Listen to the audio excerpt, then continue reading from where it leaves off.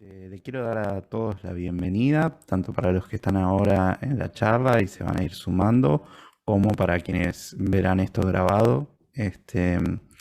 Esto es en el marco de la Universidad de Ciencias Empresariales y Sociales, dentro de la Facultad de Ciencias Empresariales, este, y en el marco de Emprendeuces y de la carrera de Dirección de Negocios. Acá conmigo está Mario Braga, que es el coordinador de la carrera de Dirección de Negocios, de la cual yo soy egresado, orgulloso egresado, y también soy coordinador de la parte de Emprendeuces. Y tenemos el lujo y el placer de tener hoy a Camilo Lara. ¿Sí? Voy a hacer un poco una introducción que el señor Mario me dio de Camilo, porque me puse a buscar, investigar de Camilo y me iba a costar introducirlo, porque me iba a costar poder resumirlo. Pero Mario me dice, es productor, es compositor, es remixer, es un personaje de animación de Pixar, o quizás hay personajes inspirados en él. Es alma mater del Instituto Mexicano del Sonido, ha colaborado con Beck y los Beastie Boys. Sus canciones se escuchan en producciones como Breaking Bad, Californication y videojuegos como FIFA y Grand Theft Auto 5. Fue director de la discográfica EMI en México, perdón, pronuncié mal. Y como mínimo, es un alma creativa. ¿Sí? Entonces, les presento a Camilo Lara, nuestro invitado de hoy, que es un lujo para todos. Mario, no sé si tenés alguna palabra para Camilo. Ante todo, bueno, gracias a quienes están. Ahí la veo a Silvi, Sol, bienvenidos. También que tiene su lugar asegurado en el paraíso por haber creado Max Morrissey, para los que somos fanáticos de Morrissey. Y como siempre, las presentaciones, Camilo, son injustas. Nos gustaría que te presentes, por si nos faltó decir algo, seguramente mucho. No, bueno, lo hicieron muy bien.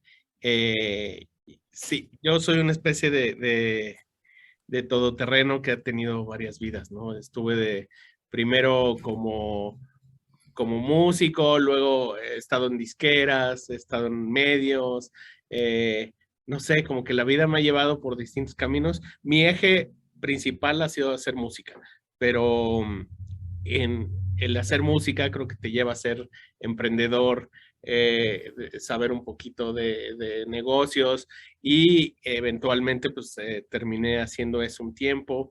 Entonces, bueno, creo que, pero sí, si hoy me preguntas, me defino más como músico y, y me siento más feliz haciendo música que cualquier otra actividad relacionada con la música. Pero bueno, esa ya es otra historia.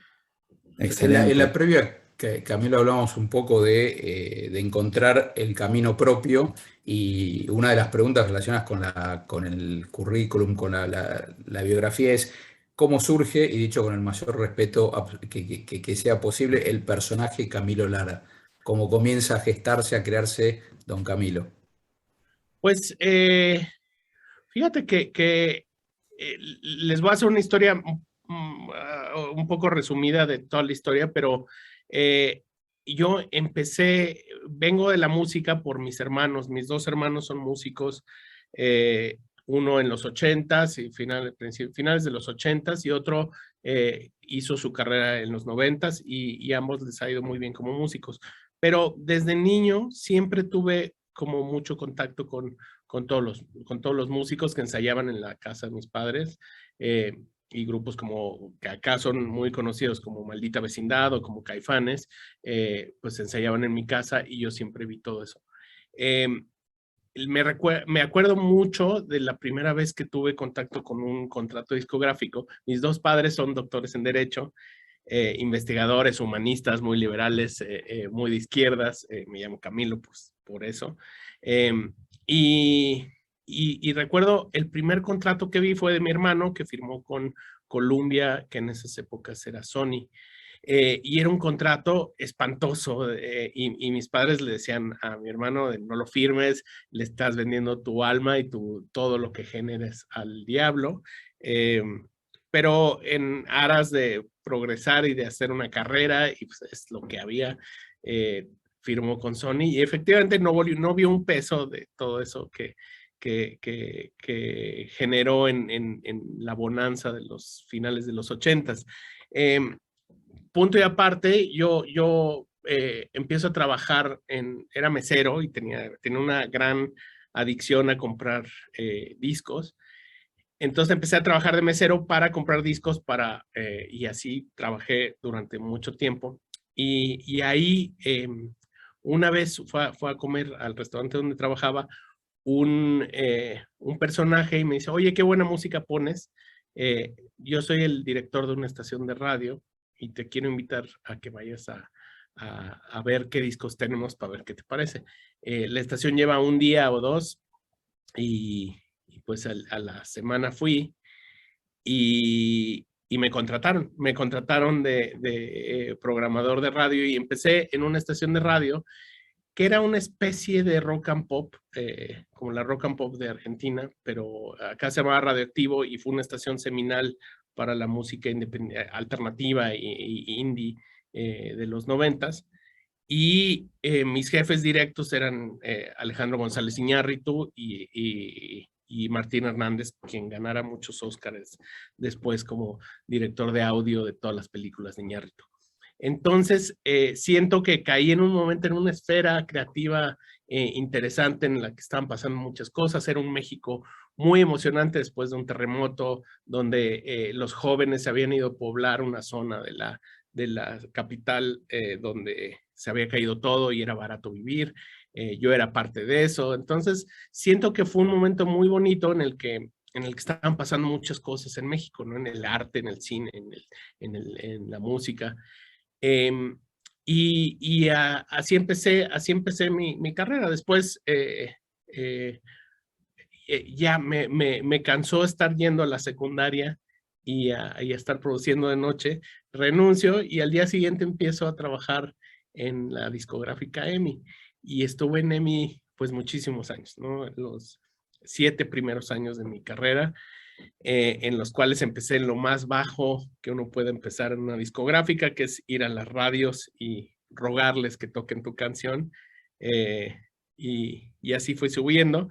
Mis amigos eran músicos y en esa época, pues uno como es joven y no quiere dormir, pues salía todos los días y conocía a toda la gente que estaba pasando.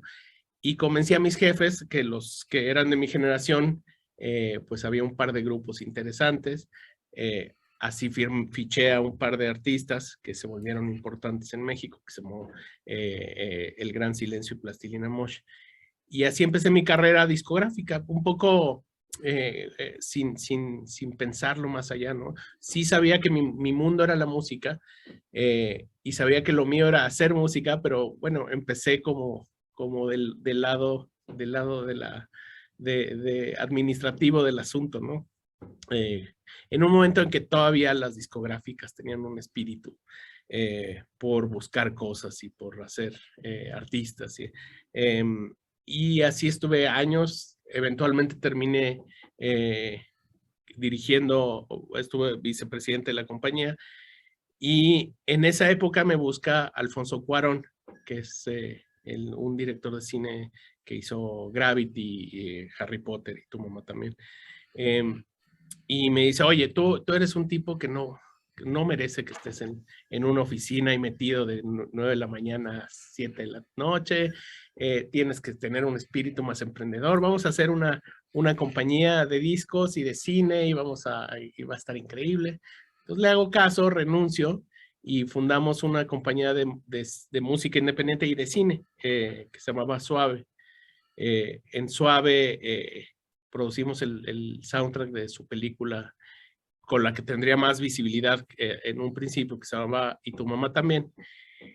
Y bueno, empezamos el mundo en una burbuja independiente cuando todavía no había sellos en México y era bastante difícil poder empezar a hacer algo así.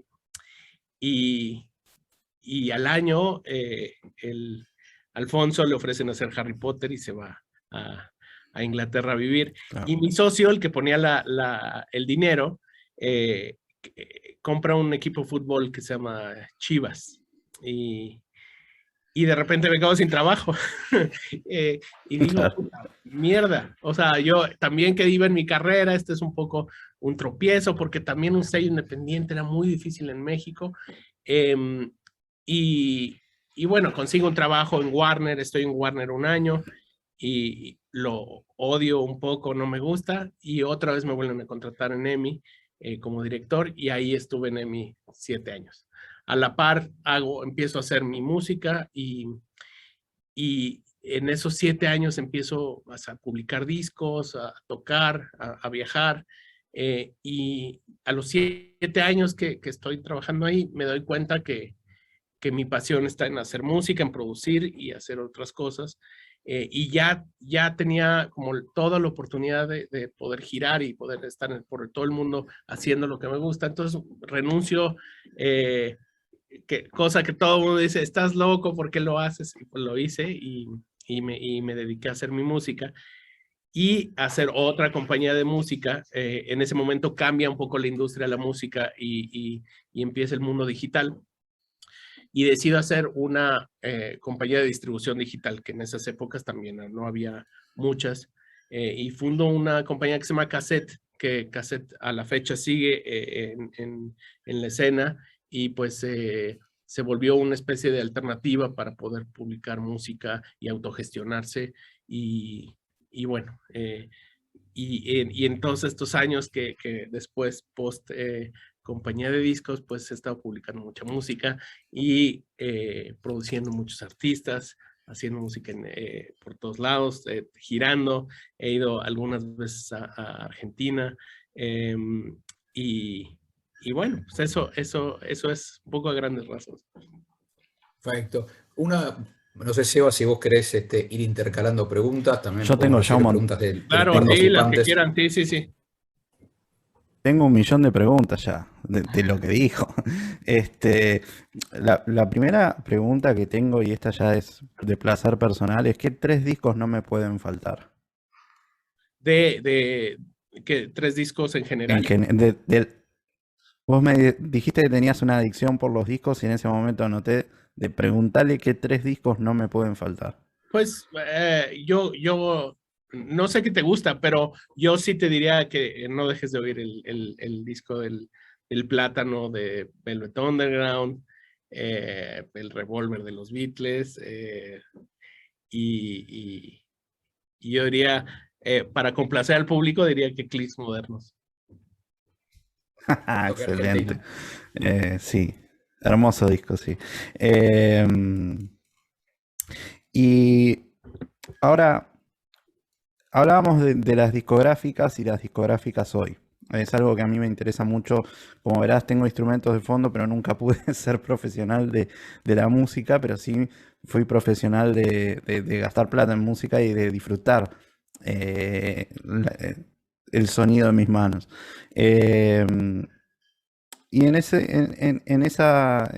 transcurrir he tenido muchos amigos que sí han eh, tenido carreras musicales, muchas donde terminan de maestros, profesores de música, porque no han podido introducirse en el mercado. Otros que sí, y tienen, como le pasó a tu hermano, contratos donde después de años no ven rédito económico. Otros que no, que sí ven rédito económico y logran. Entonces hay muy variadas salidas y antes estaban muy intercaladas por lo que era el sello discográfico.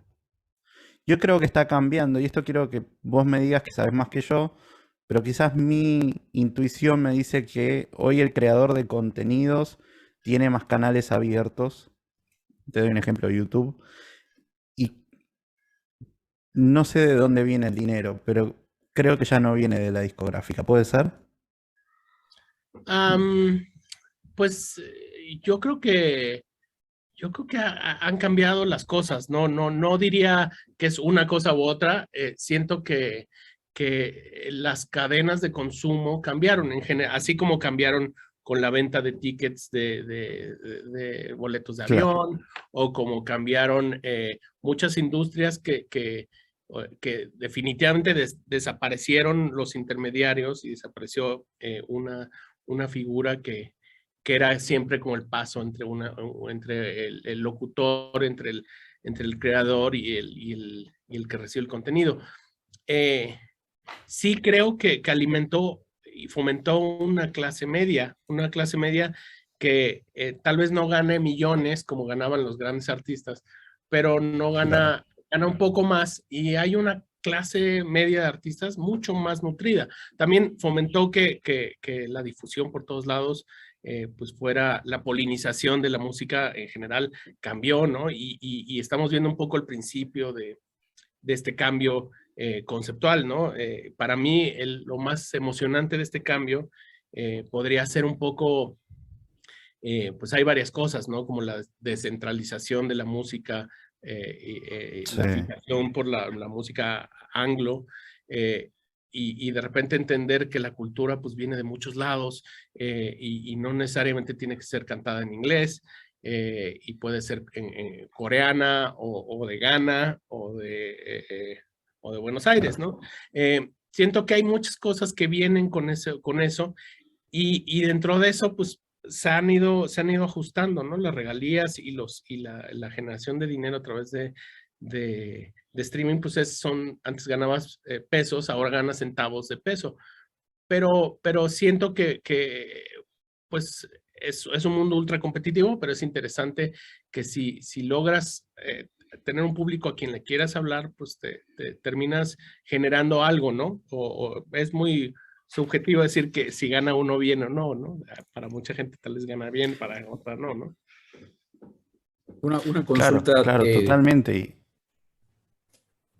perdón, Sí, no, Mario. una pregunta en relación también a ese tema de la descentralización. Digamos, por un lado me da mucha envidia que una banda que hace que hace homenaje o covers, en realidad no son covers de Morrissey, venga de México. ¿Cómo surge digamos, esa falta de prejuicios, ese valor como para decir, yo también desde Latinoamérica puedo hacer versiones absolutamente genuinas, bellas, de una banda británica? Bueno, eso hubo un año de estos años de intercambio cultural entre México e Inglaterra, y, y me ofrecieron hacer el proyecto, cualquier proyecto que a mí me gustara para poder hacer algo interesante. Y siempre tuve un poco en la mira hacer canciones de Morrissey como si Morrissey hubiera nacido en México.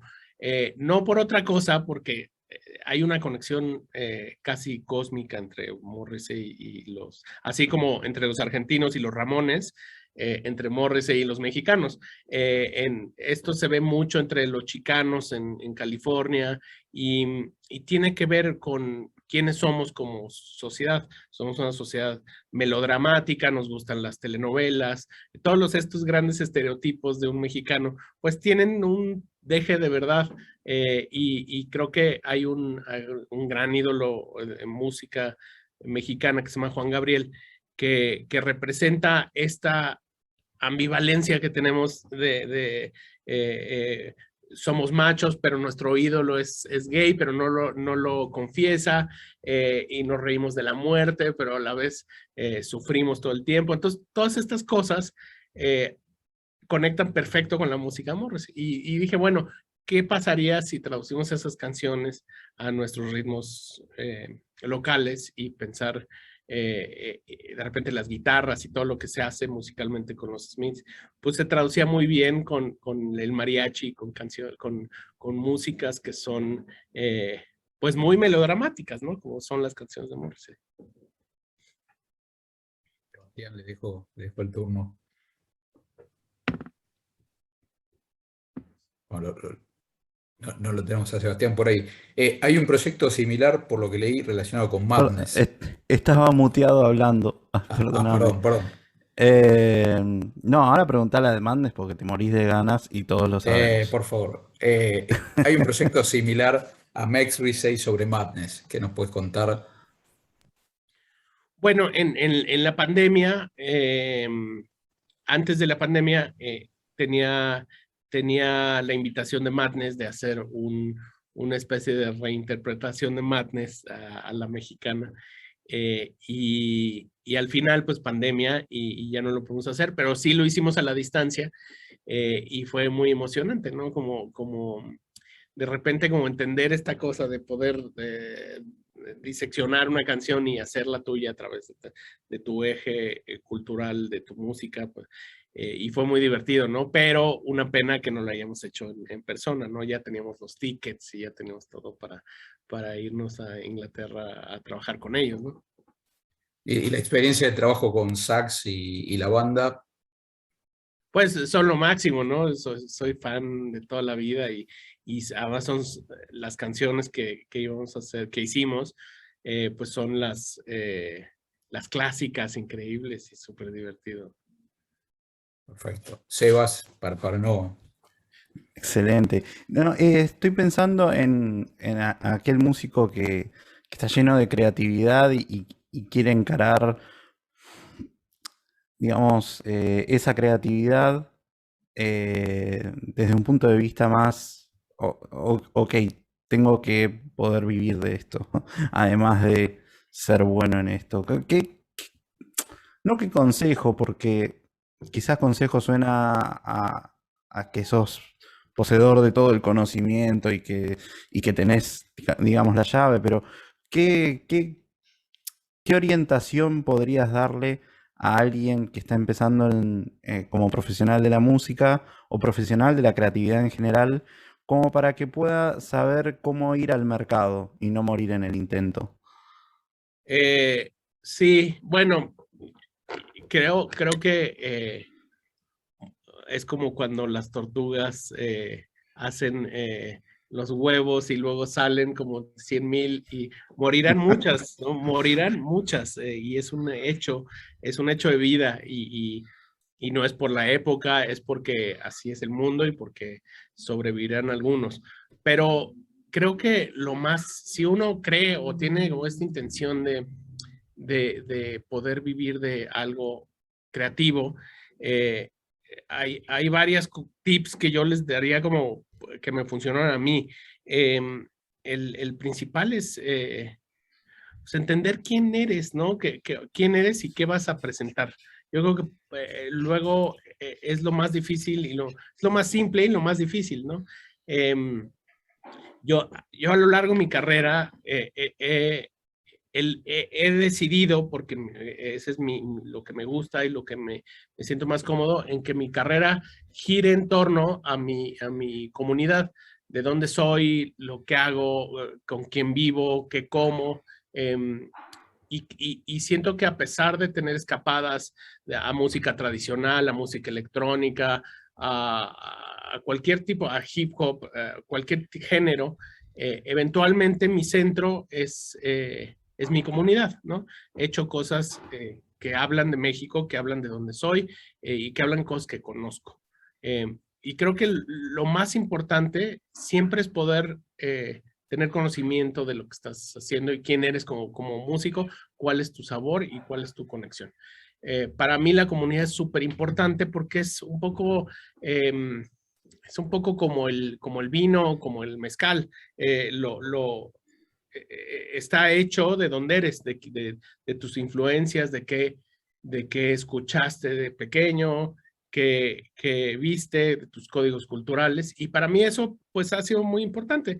Y siento que en este mundo en el que hay tantas opciones, eh, luego no es tan fácil para la gente descubrir cuál es su centro, cuál es el ADN, cuál es su denominación de origen.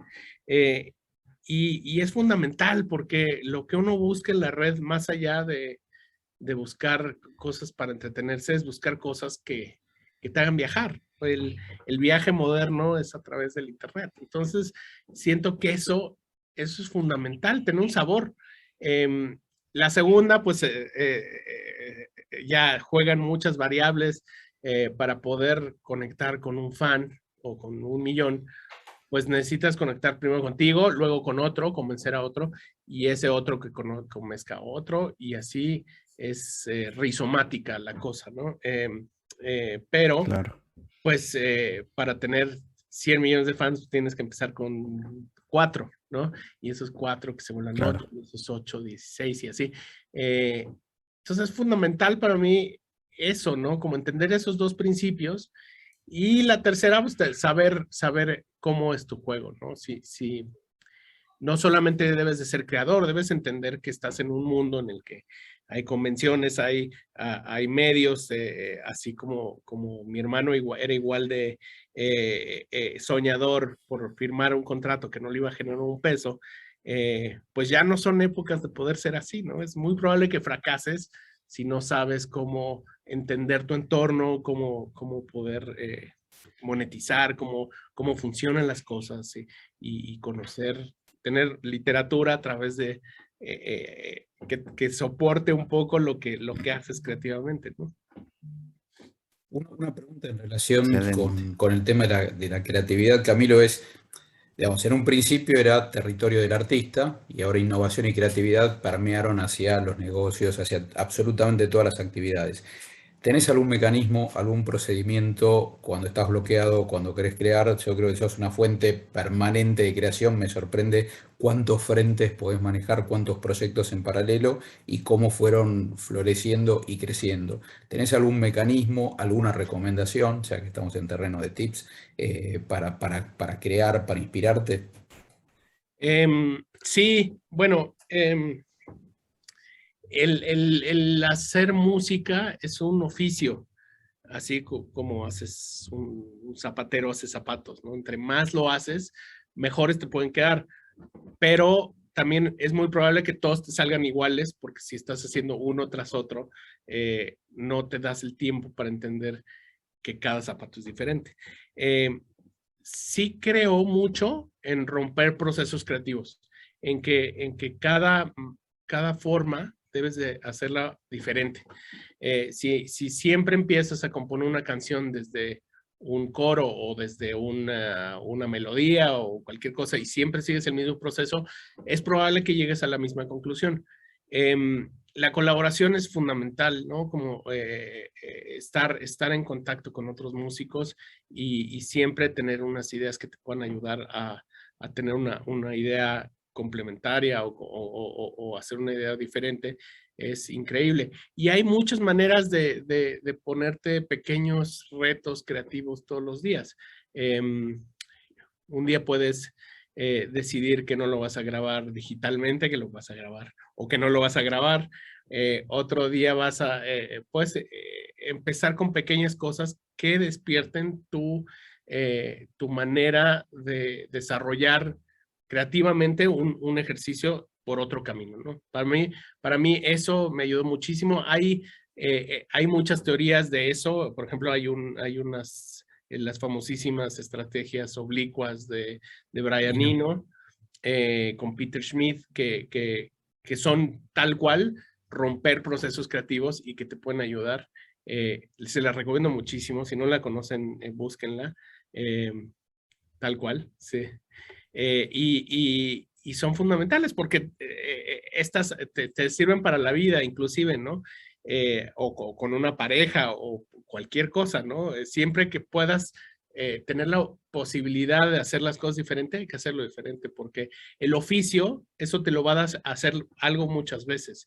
Em, pero estamos o sea, el negocio, donde debemos de estar, es en hacer cosas emocionantes, que tengan peligrómetro, que sean cada vez diferentes, que sean más innovadoras, que no se parezcan a la anterior que hayas hecho. Y es como estar renovando tu caché de disco duro todo el tiempo, ¿no? Buenísimo, buenísimo. Sebastián. Pobre, estamos siendo injustos porque somos dos y él no descansa de dar respuesta. Y nosotros, claro, descansamos entre respuesta y respuesta. Y bueno, a todo esto, chicos, los que están escuchando, si a alguno se le ocurre una pregunta, le quiere hacer una pregunta, la va preparando, la puede escribir en el chat, nosotros se la podemos dar a él. Si alguno se la quiere decir, se la podemos dejar para el final. Pero en principio, si las anotan en el chat, genial. Yo tengo una pregunta muy puntual de A ver,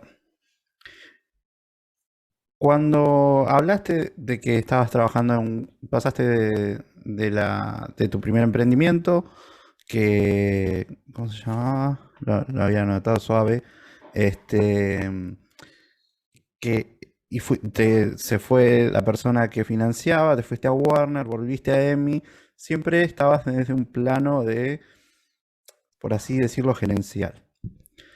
Y en algún punto pasaste al plano de creador de contenido, ¿sí? ¿Cómo fue desde un lugar jerárquico de una empresa poder empezar a crear contenido de músico? ¿Y cómo fue el pasaje de esa persona que estaba ahí trabajando en el día en la oficina a esa persona que estaba ahí en un escenario tocando una canción y siendo un creativo? O sea, ¿cómo es el pasaje de uno al otro? Sí, tristemente en la industria de la música es muy mal visto ser músico en una compañía de discos, ¿no? Wow. Los directivos tienen que ser directivos y punto, ¿no? Pero a mí siempre me pareció absurdo, ¿no? Por otro lado, también sentía que mi trabajo como ejecutivo siempre fue una por la música y dos eh, porque tenía que tener una fuente de ingresos de algo y los consideraba como mi trabajo. Eh, hay músicos que en logran conseguir dinero siendo diseñadores o trabajando en agencias de publicidad. Yo tuve la fortuna de entrar a una compañía de discos y que me fuera bien. Entonces, bueno, encima pues fui subiendo, pero nunca fue mi meta ser de estos disqueros legendarios que estuvieran años y que me parece un poco fuera de mi como panorama de vida, ¿no? Yo siempre hice música y siempre empecé a trabajar con mi computadora y todas las noches después de trabajar me ponía a hacer remixes y empecé a hacer discos y era algo que quería hacer. En un principio no me daba dinero para poderme dedicar a eso, entonces creo que lo único que hice fue postergar un poco al momento en que ya medio el barco funcionaba y me dio, podía vivir de lo que realmente me apasionaba. Y en el momento en que ya dije, bueno, creo que me está yendo bien así y es momento de dejar esto que pues era mi trabajo diario, como dicen los gringos, mi day job. Eh, Claro. y, y pues nada me hace más feliz poder pensar que pude quitarme em, esta idea de pensar que uno pues tiene que estar atado a un day job, porque pues, la verdad es que la vida es bien corta y creo que tomé un camino un poco más largo, que tomó más años, pero bueno, aquí estoy y creo que estoy mucho más feliz siendo independiente y haciendo mi música que trabajando en una corporación, ¿no? No sé si lo Pero volvería a además, hacer. excelente camino, o sea, más allá de el camino vivido es excelente. Así que no creo que deba haber mucho arrepentimiento sobre eso. ¿Alguna vez tuviste miedo, Camilo?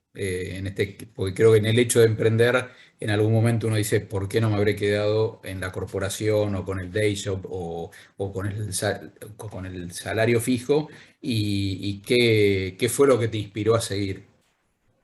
Siempre, y siempre uno cree yo creo que en el fracaso encuentras mucho más el, el, el, el gran triunfo, ¿no? Eh, mi carrera es una serie de fracasos constantes que me llevaron a entender qué quería hacer. Eh, por supuesto que da miedo, ¿no? Y creo que, por ejemplo, mis papás como que no entendían que yo pudiera ser un músico que no tocaba la guitarra, que no tocaba el bajo, que utilizaba samplers, que utilizaba cosas que no entendían, que utilizaba pedazos de otras canciones. Me decían, es que eso no es ser músico. hasta que me vieron en Coco, ¿no? Tuvieron que pasar años para entender, claro, sí es músico y sí, como que les costó mucho trabajo entenderlo. Un poco porque en su generación no existía el tipo de música que hago, ni existía la figura de un personaje como en la que yo puedo estar. Y da miedo dar esos brincos. Creo que lo que ha sido muy emocionante en un proceso creativo en esta época es que todos los saltos, estos pasos de fe que das, pues nada está escrito, ¿no? Todos los medios están cambiando muy rápido, es absolutamente incierto. Y lo que sí sé es que a través en la emprendeduría, a través de los fracasos, he entendido cuáles han sido las cosas que debo hacer mejor. Entonces, sí siento que una cadena de fracasos te puede llevar a un eventual éxito, ¿no? Correcto. Sebastián, yo tengo 243 preguntas, pero vamos intercalando por un tema de no pisarnos. Vale, yo veo que hay muchos y les pregunto, si tienen preguntas, háganlas en el chat. Después las hacen todas al final, donde ya no tenemos tanto tiempo y ahí está, ¿ves? Ahí Sol se animó a hacer la pregunta. Sol te pregunta, ¿cómo te sentiste en el proceso de la película de Coco? Tener esa posibilidad de que se proyectaran tus canciones y ser un medio para llegar a tanta gente. Pues Coco fue totalmente... si me hubieras dicho un año antes que iba a trabajar en Coco, no lo hubiera creído, ¿no? Un día me llega un mensaje por Facebook, imagínate, por Facebook, y me dice, hola, soy el director de Toy Story de Monsters Inc. y quiero que vengas la semana que entra a platicar conmigo de un proyecto nuevo. Entonces, resulta que el director había estado buscando música mexicana moderna y le salieron un par de opciones que odió, que las vio en su search de Yahoo, de Google, y las odió, pero yo era el tercer search, y lo oyó y se enganchó. Entonces, parte del proceso de Coco, del guión, fue hecho con mi música. Fue un proceso muy largo, estuve 5 años trabajando en Coco, y no es que estuviera todos los días, pero sí había 2, 3 meses al año que tenía que trabajar mucho y luego animaban y hacían trabajos y luego se regresaba y se veía la película como iba. Y fueron muchas, imagina como un doctorado de entender el proceso de una película desde los primeros 2 años que fuera investigación de qué es la música mexicana, dónde suena a la música banda, dónde suena el mariachi, dónde suena géneros muy particulares. Y los siguientes 3 años fue desarrollar esa investigación en grabar músicos, en que la película fuera un poco a prueba de balas, para que no fuera criticable, ¿no? El mayor temor de Pixar y de Disney es que se les tache de poco certeros en las cosas que hacen. Me acuerdo, hubo en algún momento, en el año 2 o así, hubo una controversia porque dijeron que habían patentado el Día de Muertos y fue un escándalo. Entonces, en ese momento siento que fue un poco, Pixar me puso enfrente y me dijo, no, aquí tenemos a este mexicano que da fe que está funcionando las cosas. Y fui un poco la cara de Coco en esos años para que creyeran que sí era una cosa que tenía raíces mexicanas, que sí las tiene, ¿no? Y a partir de ahí, siento que siempre fue hecho con mucho respeto, ¿no? Y Coco, para mí, lo más valioso de Coco a la distancia es que en esos años, en las épocas de un presidente que teníamos, que se Calderón, la llegada de Trump al poder, estaba muy mal visto ser mexicano y las noticias de México afuera hablan de violencia, narcotráfico, todas las que ustedes conocen, ¿no? Y hacer una carta de amor a México, de Hollywood, en un momento en el que Trump estaba llegando al poder. Se volvió muy político y se volvió muy interesante poder entender que sí, a través de un evento tan poderoso como y tan global, puedes ayudarle a un país a tener otra cara, ¿no? La cultura sí puede cambiar mil cosas. Y siento que dentro de todo, no es que bajo la violencia en mi país ni nada, pero sí ayudó a tener este lado político en Hollywood y contra las masas, ¿no?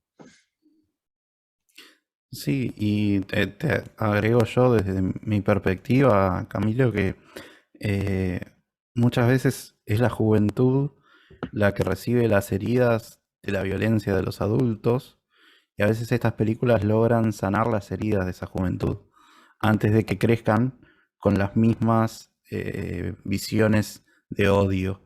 Entonces quizás los resultados también de estas películas, de esa cultura, lo podamos ver ojalá dentro de unos años donde no haya tanto odio y el odio ojalá empiece a jubilarse. Ojalá. Eso creo que ojalá suceda. Em, Yo tengo una Mario, consulta, perdón. ¿dónde Sí, estás? una pregunta, Camilo, o sea que te tenemos Ahí porque está. te vamos a sacar todo el jugo posible. Vos sabés que Argentina es el centro de un imperio inexistente. Somos el centro de muchísimas cosas. Somos potencia, aunque muchos no lo sepan. Pero más allá de los chistes y los chistes que se pueden hacer sobre Argentina, sobre los porteños, sí creo que es un país que tiene un potencial inmenso, pero por algún motivo nos boicoteamos, nos auto boicoteamos. Y vos hablabas de la relación digamos, de creatividad, hablabas de Charlie, seguramente de Soda. ¿Y qué es lo que a nivel creativo, a nivel de país, te llama la atención en tu experiencia con Argentina?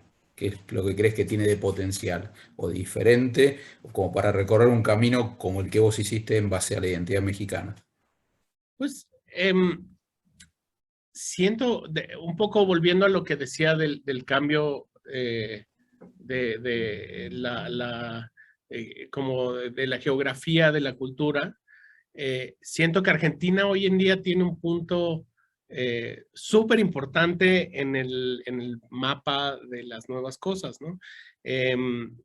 Siento que es muy emocionante lo que está pasando y hay muchísimos artistas que sí están cambiando muchos paradigmas. Por ejemplo, hace muy poco estuve en una sesión con Elegante y me parece que es brutal, ¿no? Y que es de estas cosas que pues, es como ver a un punk en los 80s, como en esta expresión súper juvenil, súper emocionante y que tiene mucho que dar. Y además como el sincretismo entre la cultura baja y como la cultura con esta cultura moderna de muchas cosas, reentender quién es a través de la cumbia villera y de muchas cosas. O sea, me parece brutal. Y así como Elegante, pues hay muchos, Dillon o Nati Natasha, o mucha gente que sí está haciendo cosas diferentes. Y siento que tal vez eso todavía no se entiende como parte de lo que está pasando. Siento que en Latinoamérica como que un poco el status quo de la cultura tarda mucho en entender las culturas jóvenes.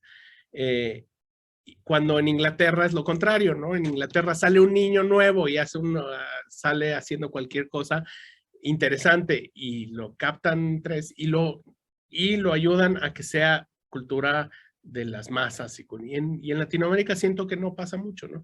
Hablo de Argentina y hablo de Colombia, hablo de México, lugares en que sí la cultura juvenil pues, no tiene este impulso. O por lo menos no pasa, pues, como que nos quedamos siempre en los filtros que nos dan los medios más mainstream, ¿no? Pero siento que hay un momentazo de cultura joven en Argentina, ¿no? Bizarrap, hay un montón, ¿no? O sea, yo no me acordaría cuál fue la última vez que Argentina tenía tantos nombres de gente joven haciendo cosas. Yo creo que desde pues sí, finales de los 80s, cuando Virus o cuando toda esta movida de post-punks y pre-punks y post-punks, ¿no? Entonces, es emocionante, nomás que siento que es una cosa de percepción y tal vez teniéndolos ahí todavía no está siendo muy familiar. Eventualmente van a dar un brinco a comerse el mundo. O sea, esto, si no es que ya algunos ya se lo están comiendo, ¿no? Perfecto. Acá hay otra pregunta de parte de Zoilo Carpena que dice, ¿cuál crees que son las principales dificultades que enfrenta un emprendedor a la hora de, a la hora de dejar su trabajo corporativo o daily job y qué virtudes te parecen más importantes a la hora de seguir ese camino? Bueno, yo creo que la primera dificultad es ganar dinero, ¿no? No tener un sueldo mensual y que tengas prestaciones y que, pues sí, es comodísimo, ¿no? Pero siento que muchos trabajos en esos luego terminan siendo como Mac Jobs, igual como trabajos que nada más te van a hacer llevarla y llevarla y llevarla y tal vez no te logres, no logres dar un brinco, ¿no? A algo más interesante o que te dé más. Hoy en día es difícil. Siento que la emprendeduría es igual y es el mismo ejemplo que les doy de las tortugas, de los huevos de tortuga que se rompen y que salen las tortugas y solo unas cuantas llegan. Pero yo creo que tal vez lo más importante es reconocer qué tanta sed de ser emprendedor tienes. El emprendedor tiene que ser inquieto por naturaleza y buscarse, a pesar de estar fracasando, pues encontrar maneras de que puedas salir adelante. Y eso es algo que una fuerza que lleva a uno adentro, ¿no? El drive, tener un drive para poder salir y hostlerear, buscar tu negocio diario, ¿no? Eso es, ¿no? Y las virtudes, pues sí, yo creo que las virtudes a mediano plazo, si logras entender en qué negocio quieres estar o qué quieres hacer, pues te puede dar muchas satisfacciones y sobre todo hacer una carrera en el ramo que quieras desarrollarte. ¿Puedo hacer una pregunta, Camilo? Hay algo hay un fenómeno que me gustaría entender, del cual soy absolutamente fanático, que son los ángeles azules. Y me cuesta entender, digamos, admiro profundamente, pero me parece un fenómeno completamente atípico y admiro la capacidad de reinvención, de lo que vos decías, de juntarse con otros músicos, de incorporar otras cosas en lugar de segregar, que creo que a veces es lo que pasa con algunos caminos, que en lugar de juntar fuerzas, los artistas o se van quedando más solos o los proyectos en general, las compañías. Entonces, la pregunta a un mexicano músico es, ¿cuál es la clave del éxito de Los Ángeles Azules? Em, me tocó producir todos los discos de Ángeles Azules, eh, salvo el que hicieron en Argentina, este Que es último. maravilloso. Es maravilloso. Es más pensado para Argentina, pero es buenísimo. Eh, y yo era un fan de Los Ángeles Azules desde pequeño y cuando los conocí estábamos tocando en el mismo lugar, lo cual me dio mucho gusto porque podía conocerlos y me dio mucha tristeza porque estaban tocando en un lugar pequeñito en los que yo tocaba y un grupo así pues no debería estar tocando en un lugar así. Y tenía mucho más conexión hace unos 10 años. Había la cumbia en México, tenía más conexión, estaba a un nivel muy underground y tenía más conexión con el rock y con otras cosas. Yo pinchaba cumbia en las fiestas y era muy mal visto, ¿no? México siendo un país ultra clasista y con muchos prejuicios. siempre la cumbia era de pobres, ¿no? No bailabas cumbia porque no querías ser pobre. Y era tremendo, ¿no? A mí me rompió el corazón porque es un buen ejemplo de cómo la música popular pues siempre es un poco ninguneada, ¿no? Es un poco,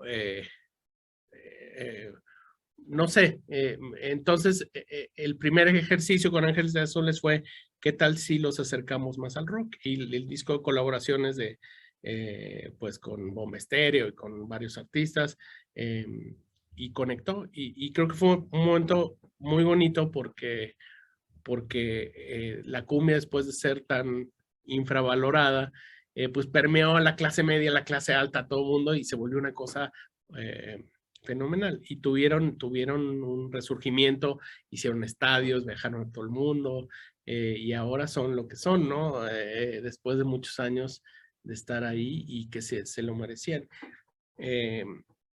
Me encanta, es una de esas historias que uno en la vida, ¿no? De ver cómo tu héroe cae y luego se levanta de la lona y sale y triunfa, ¿no? Correcto. Acá hay una pregunta de Silvina que dice, ¿qué opinas de la práctica de las disciplinas Zen, como el yoga, la meditación, el mindfulness para el proceso creativo? Ah, todo lo que te pueda limpiar de fragmentar el disco duro, supongo que funciona. Yo no practico ninguna de esas porque juego Candy Crush y cosas que me hagan pensar únicamente en ese momento en cómo resolver un pequeño problema. Pero platicando con mucha gente que sí lo hace, es un poco el mismo proceso.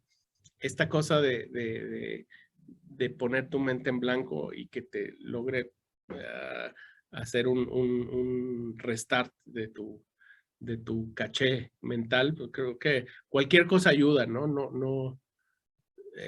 No conozco ningún músico que sea mejor porque hace meditación, pero sí conozco músicos más sanos que lo recomiendan mucho. Perfecto. Si hay otra pregunta más, ¿cómo se puede promover la colaboración entre creativos en lugar de la competencia? Pues siento que es una época de mucha colaboración. Todo es colaborativo, ¿no? Las redes están hechas para ser colaborativas, los medios, las canciones, inclusive las canciones, siento que luego son matrimonios a conveniencia, ¿no? Como, bueno, tus followers más mis followers dan estos followers, tiene sentido hacer una colaboración. Sí, siento que es más natural hoy en día hacerlo que hace unos años. No sé. Perfecto. Yo tengo Estamos una llegando pregunta. Dale, Tengo dale. una última pregunta que es, todas estas plataformas que hoy existen tipo Fiverr, eh, en las que vos podés pedir y hacer un request de, no sé, hacerme una pista de baterías, hacerme una pista de saxofón y salen, no sé, $100. La más cara quizás $5.000. Pero básicamente te podés hacer un tema, podés hacer todo el tema si quisieras por menos de $2.000. Y llega un momento donde lo que hablabas al principio, ¿no? De una clase media de músicos que, que están haciendo casi como una fábrica. Desde los dos lados. Uno, el beneficio de, por un lado, uno desde el estudio de su casa, grabar la pista de lo que uno hace, por ejemplo, la voz, uno canta y después se manda a hacer todas las pistas de instrumento, que bueno, lo hago barato y puedo mostrar mi música. Por el otro lado, me imagino al músico haciendo 400 canciones por día para poder llegar a juntar, digamos, una cantidad de dinero. ¿Qué, cómo, ¿Cómo sentís que entran en la ecuación estas plataformas tipo Fiverr?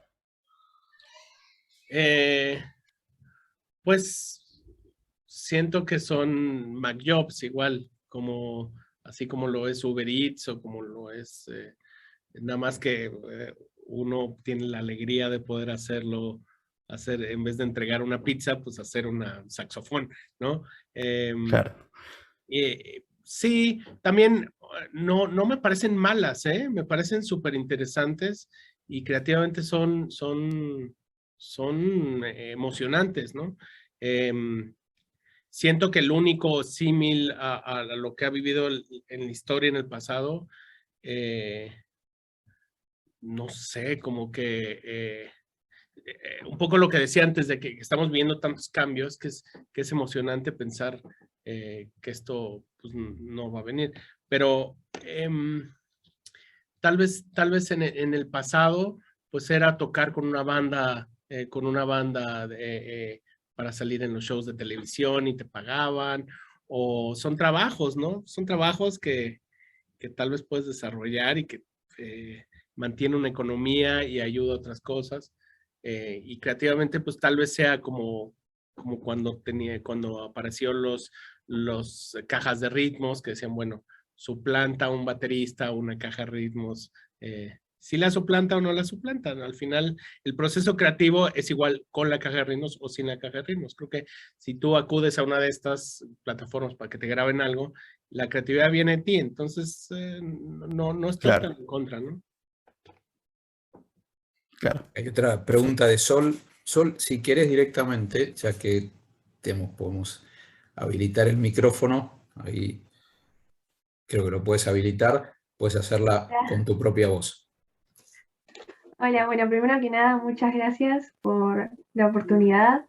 Yo soy estudiante de cine, así que gracias por responder mi pregunta de Coco. Me parece muy interesante poder llegar desde el medio audiovisual a poder dar tantos mensajes y que se pueda transmitir tu cultura.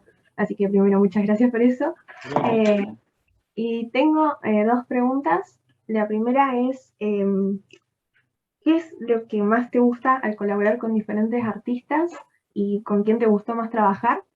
Y la otra es, ¿qué consejo o qué tendrías para decir a alguien que recién está arrancando en el mundo de la música para, digamos, poder dejar y transmitir un mensaje?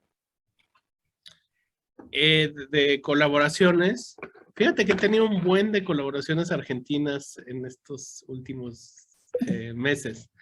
Hice una canción con Fidel Nadal que me gustó un buen, que a Fidel lo conozco hace muchos años, y ahora con los Caligaris, que acá son muy conocidos y muy queridos, y te digo, con los Elegante y con todo el mundo de trap, hip hop. Colaborar, pues no sé, siento que un poco mis discos los hago yo y todo lo hago en mi estudio, entonces para mí colaborar es como salir de día de campo, ¿no?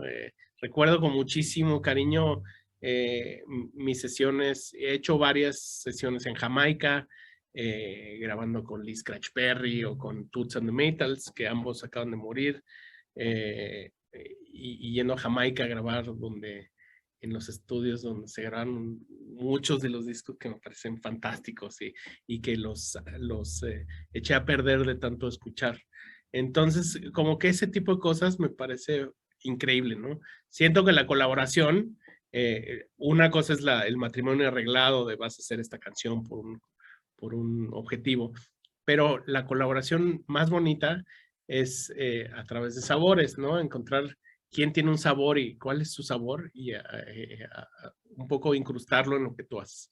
A mí eso me parece bellísimo y me parece como que desde el punto de vista de fan es valiosísimo y tú escuchas las colaboraciones que están hechas en ese sentido.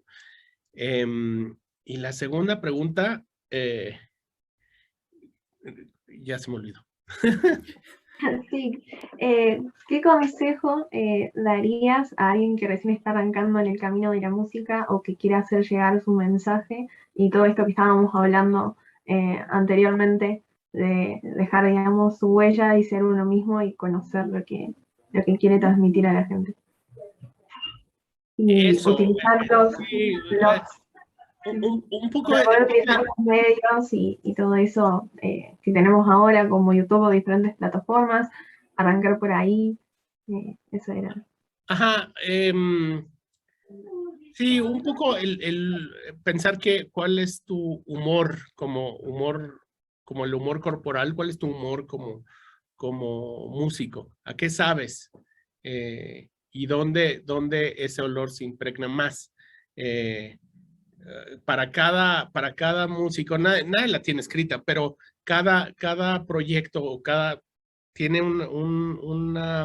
puedes entender, si entiendes quién eres, puedes entender si tu camino natural es ser a través de YouTube o ser un TikToker o salir y tocar en unos bares y que te conectes con la gente.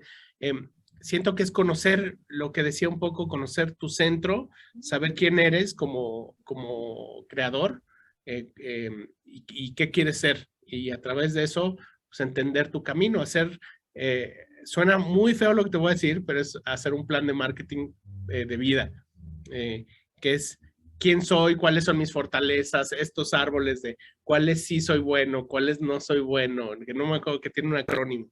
Y en eso, un poco hacerlo como hacer tu enterprise tuyo, ¿no?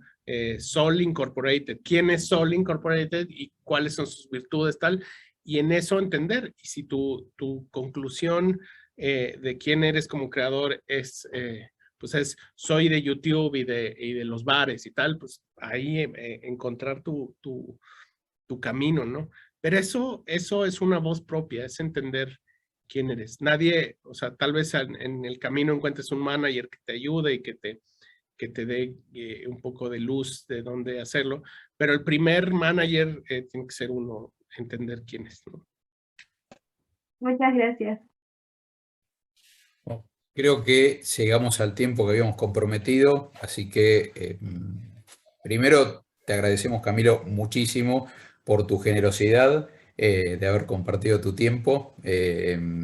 Bueno, si querés contarnos un poco también de tus próximos proyectos para saber, para estar anticipados, para saber a dónde mirar. Nada, ahora acabo de sacar un disco, bueno, una canción en un proyecto de bioarte que se llama Cucusonic, que es un proyecto con Brian Eno y con varios artistas increíbles. Y así cosas que tengo en puerta, sale Narcos, creo que el viernes, tuve la oportunidad de hacer toda la música incidental. Y sale otra serie que trabajé, que hice la música, que se llama Gentefied en Netflix, que es si no la han visto, es genial, es acerca de la gentrificación. Es una gran serie y estrena en un par de semanas. Y en eso ando con proyectos, estudio, grabar películas, series, todo ese tipo de cosas. Y dedicándonos tiempo. Así que muchísimas gracias, Camilo, Wow, muchas sí. gracias. Gracias a Cecilia Crespo también porque hizo el contacto y permitió que estuviésemos aquí. Gracias a quienes asistieron y lo dejo al señor Sebastián, que es el más experto en conducción. Insisto en repetir lo que dijo Mario, de decirte gracias. Humildemente nos has dejado mucho conocimiento, experiencia y alegría de compartir tu instancia de vida. Somos todos una pequeña instancia y la tuya claramente ha tocado muchas de las otras. Así que gracias, sinceramente. Y que otra cosa que te dejo es, estamos a disposición, esta es tu casa, siempre que quieras podés venir, podés contarnos y si un día estás por acá, sos más que bienvenido. Sin duda, pues muchas gracias a todos y gracias a los que se conectaron. Y pues nos veremos pronto, espero que por allá. Muchas gracias. Ojalá. Gracias. Nos vemos. Buenas noches.